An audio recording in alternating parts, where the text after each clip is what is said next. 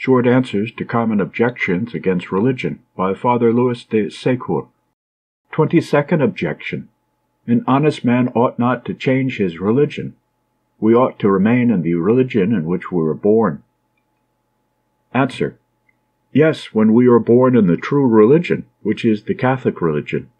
But when we have not had the happiness of being born a Catholic, and we come to discover the true faith, not only is it permitted, but absolutely necessary, under pain of committing otherwise a great sin, to quit the Protestant sect or other in which we were brought up. This is not apostasy. An apostate is one who abandons truth for error. To abandon error to return to truth is to accomplish the will of God, is to perform an act supremely reasonable, legitimate, loyal, is to act according to one's conscience, to fulfill the most sacred of duties.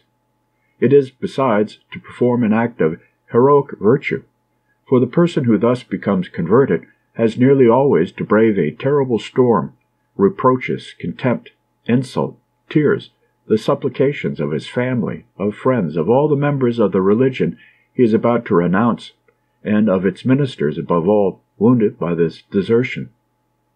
Then should he call to mind these great words of the Saviour, "I am not come to bring peace, but the sword.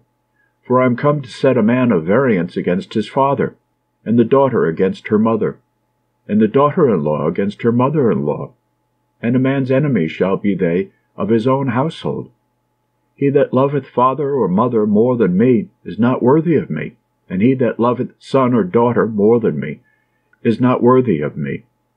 And he that taketh not up his cross and followeth me is not worthy of me.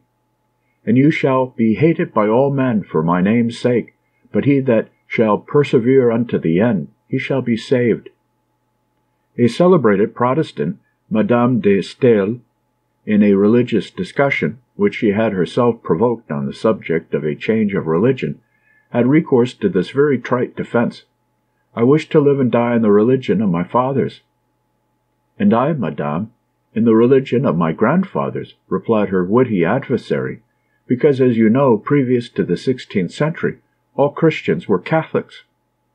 All have heard the sensible reason which decided Henry IV, a Protestant, to become a Catholic. He was present at a conference between certain Catholic doctors and Protestant ministers. "Can I be saved in the Catholic Church?" he demanded of the Protestant ministers when the discussion was brought to a close. "Yes, sire," they answered, "but you will be saved more easily by remaining in the Reformed religion." "And you, gentlemen," said the king to the Catholic doctors, "what is your opinion?" "We think, sire, and we positively declare to you, that having once known what is the true Church, you are absolutely obliged to enter it, and that salvation is no longer possible for your soul in Protestantism." "I go, then, for the most sure side," concluded the king, as he rose from his chair. "Since all the world agrees that I can be saved as a Catholic, I shall become a Catholic." And he abjured his errors